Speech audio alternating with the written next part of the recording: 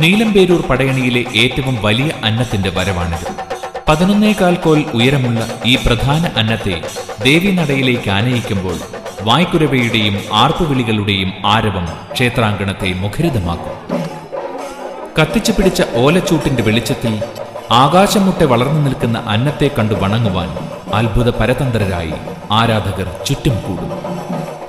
എല്ലാ വർഷവും ഇവിടെ പൂരം പടയണി ഉണ്ടെങ്കിലും ഓരോ വർഷത്തെയും പടയണി നാട്ടുകാർക്ക് ഒരു പുതുമയാണ്.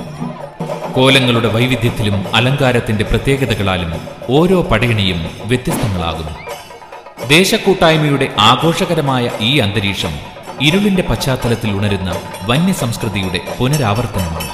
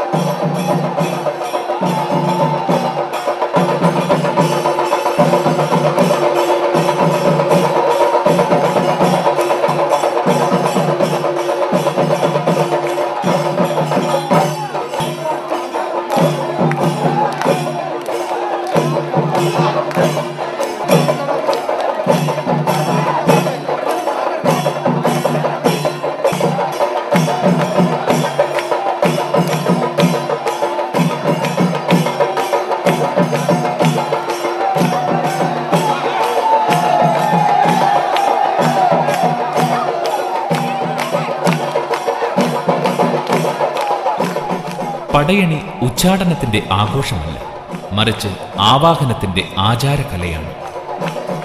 എല്ലാ സംസ്കാരധാരകളെയും പടയണി ഉൾക്കൊള്ളുന്നു, ഒന്നിനെയും തിരസ്കരിക്കുന്നില്ല.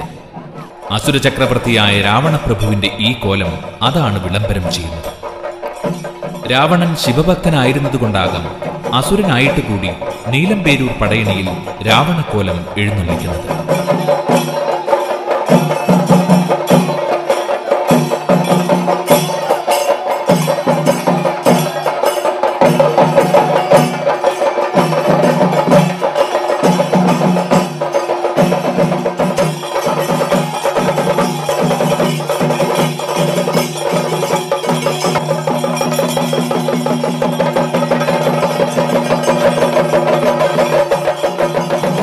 രാവണക്കോലം തിരോഭവിക്കുമ്പോൾ പടയണിക്കളത്തിൽ ചെറിയ അന്നം രംഗപ്രവേശം ചെയ്യുന്നു. ഇതോടൊപ്പം മുൻ ദിവസത്തെ 2 അടിയന്തര അന്നങ്ങളും അകമ്പടിയായി ഉണ്ടാകും.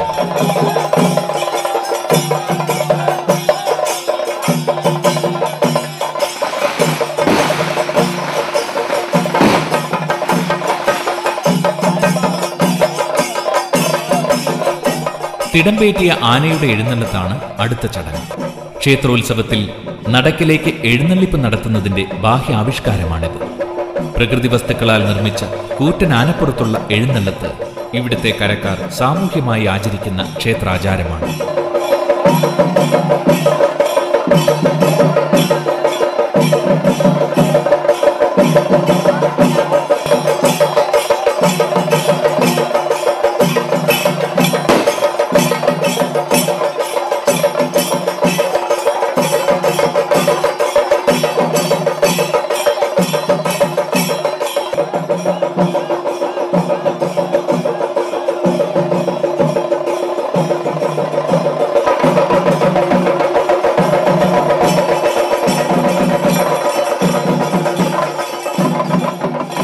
ക്ഷേത്രനടയിൽ എഴുന്നള്ളത്ത് പര്യവസാനിക്കുമ്പോൾ മുൻ ദിവസത്തെ അടിയന്തര കോലമായ അമ്പലക്കോട്ട വഹിച്ചുകൊണ്ട് കരക്കാർ തുള്ളിയമരും. അമ്പലക്കോട്ട അമ്പലത്തിന്റെ തന്നെ പ്രതീകമാണ്. ആഘോഷപൂർവം ക്ഷേത്രോത്സവം കൊണ്ടാടുന്നതിന്റെ തനതാവിഷ്കാരമാണ് അമ്പലക്കോട്ടത്തുള്ളൽ.